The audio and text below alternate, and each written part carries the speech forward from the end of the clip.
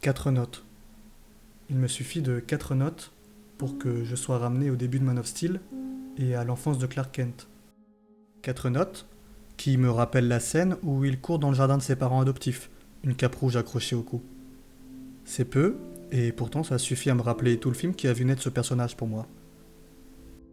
Je sais qu'à la suite de ces 4 notes vont se succéder des tambours, que des notes de piano plus graves vont prendre la suite, et que je vais repenser au premier vol de Superman et aux phrases contées par son père, Jor-El. Quand j'ai vu la Snyder Cut, il m'a suffi de ces 4 notes pour me rappeler tout cet imaginaire, tout cet univers que Zack Snyder a dépeint dans ce film de 2013. Mais surtout, ça m'a rappelé à quel point j'ai adoré ce film, et qu'à chaque fois que j'entends sa musique ou que je le revois, je l'adore encore plus. Alors Man of Steel, pourquoi je l'aime, c'est parti.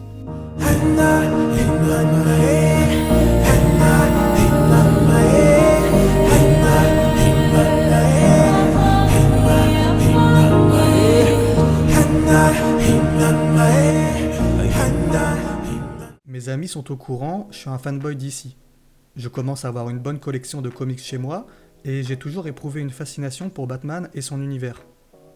Enfin, toujours est un bien grand mot, mais pour un enfant de 12 ans qui voit Batman Begins pour la première fois, c'est à peu près pareil.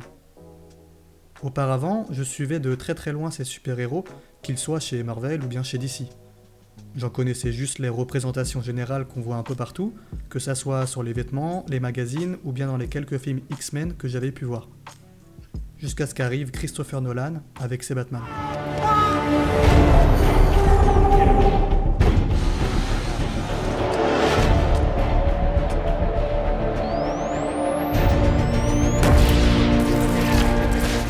J'ai été happé par l'univers réaliste et crédible de ces films, mais surtout par le personnage de Bruce Wayne, qui est depuis devenu mon personnage de comics préféré. Quand j'ai vu les Batman de Nolan, je me suis dit que c'était ça que je voulais voir dans les films de super-héros. Cet univers, ces thématiques, cette ambiance et ces personnages me parlent. Au-delà du réalisme insufflé dans les films, j'arrivais à trouver tout cet ensemble crédible. Et c'est ça, le mot-clé que j'en ai retenu. Quelque temps après avoir vu les 2 premiers Batman de Nolan, avec un de mes frères, on a regardé Superman Returns qui passait à la télé. On le faisait plus par curiosité qu'autre chose, et j'étais surtout intrigué à l'idée de voir ce personnage invincible dans un film. Pas de chance pour ce Superman, ça a rapidement été la douche froide. J'ai trouvé le film kitsch à souhait, pas intéressant et surtout pas crédible. Le film est pas si vieux, mais il est sorti 1 an après Batman Begins, et la comparaison fait mal. D'un côté, on a un film moderne qui révolutionne Batman au cinéma, et de l'autre, on a un Superman qui sent un peu la poussière, quoi. Bref, pour une première expérience, ce Superman-là, ça a été un échec. Puis, voilà que débarque le Superman de Zack Snyder, 1 an après The Dark Knight Rises. J'arrivais à trouver tout ce film crédible et réaliste dans son univers. Tout faisait sens. Il n'y avait pas de réaction improbable, mais des véritables conséquences aux actions entreprises par les personnages.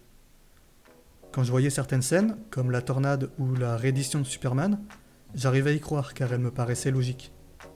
D'ailleurs oui, je vais spoiler, donc comme ça, vous êtes prévenus.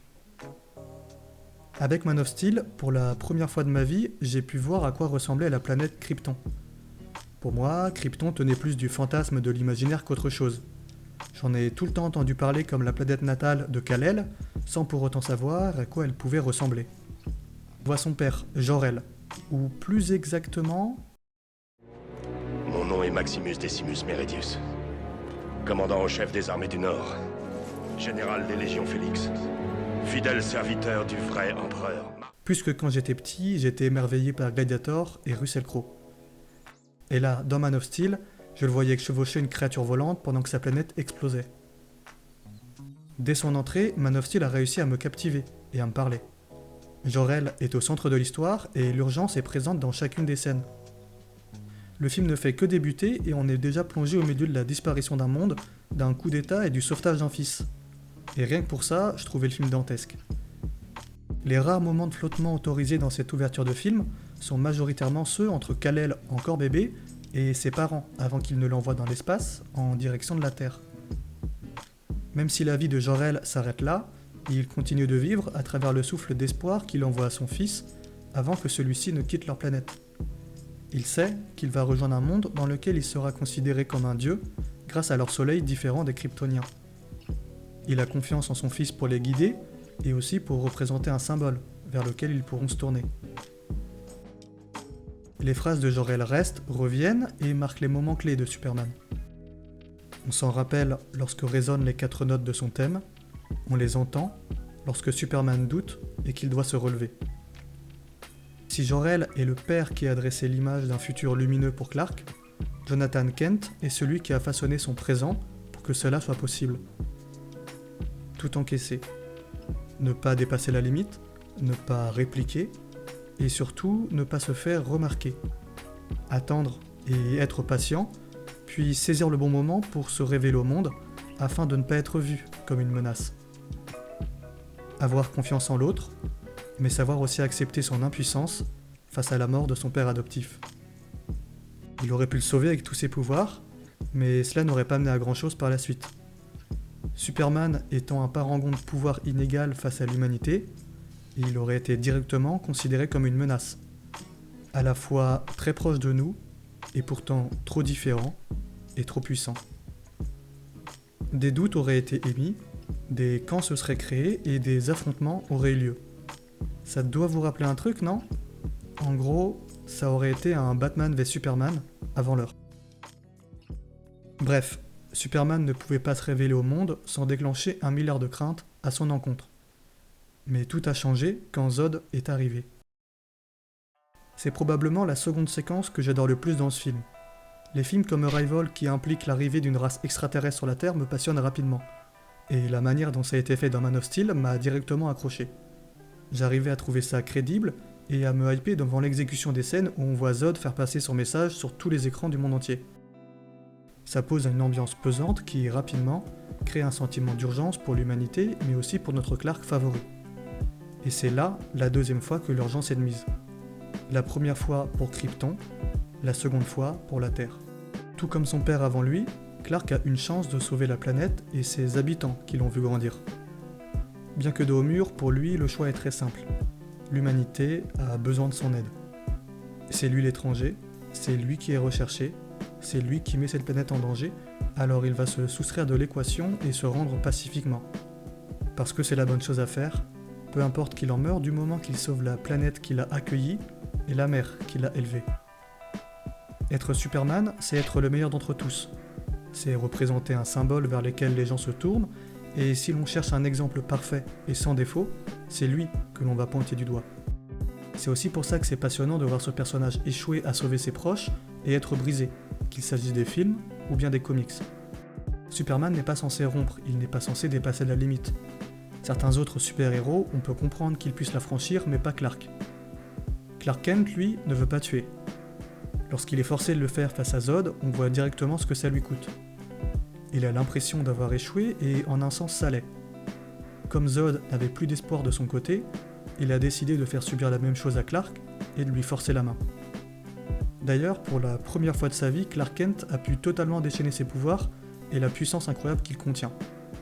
Pareil pour Zod, Faora et les autres Kryptoniens, sauf que eux faisaient tout pour détruire cette planète, tandis que Clark essayait au mieux de la protéger.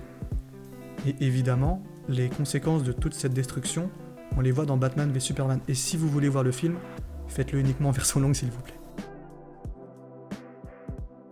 Au sein de cette puissance quasi divine et infinie, il y a juste 2 ancres qui permettent à Clark de rester à hauteur d'homme. Martha et Lois nous sont présentées dès Man of Steel, et on comprend rapidement le rôle de ces 2 femmes dans la vie de Clark. Dans un monde où il est présenté comme une figure surpuissante à la limite du divin pour des milliards de personnes, seules Martha et Lois sont capables de l'atteindre et de lui parler comme à un être humain. Tous les autres, ou presque, parlent à Superman, Dieu sur Terre, tandis qu'elles parlent au Clark qu'elles connaissent. Sans elles, plus rien ne leur tient, plus rien ne le ramène à la réalité de la petite ferme du Kansas dans laquelle il a vécu. Il en oublie sa partie humaine pour devenir un colosse aux pieds d'argile. Si Superman perd une de ses ancres, Clark Kent devient vulnérable. On le voit dans Batman v Superman, on le voit dans un des futurs possibles imaginés par Cyborg dans la Snyder Cut, et on le voit dans des comics comme Injustice. Toutes ces possibilités et ces conséquences prennent leur source dans ce premier film de 2013. Les fondations sont construites dans Man of Steel et le personnage est prêt à s'élever dans les films suivants, toujours accompagné par des notes de musique bien distinctes. La musique de Hans Zimmer nous embarque et nous filons avec Clark jusque dans les étoiles. Quand elle intervient, quand elle plane dans nos oreilles ou blaste nos enceintes, c'est nous qui nous envolons avec lui et exaltons ensemble. Quand on entend le thème de Man of Steel, on sait que Superman va débarquer, se battre, aider, ou bien prendre la décision qui change tout. Quand cette musique résonne, on connaît le message qu'elle porte et la personne qui vient avec. Et moi, quand j'entends ces 4 notes, je me rappelle ce gamin du Kansas qui courait dans le jardin de ses parents. Man of Steel a été pour moi la porte d'entrée dans l'univers de Superman. Tout y est. Il m'a suffi de regarder au bon endroit pour apercevoir cette porte, et une fois franchie, j'y ai trouvé un monde où l'espoir brille dans chacun des plans et chacune des cases. They will join you when the sun comes. Un espoir porté par un symbole et 4 notes. In time, you will help them accomplish wonders.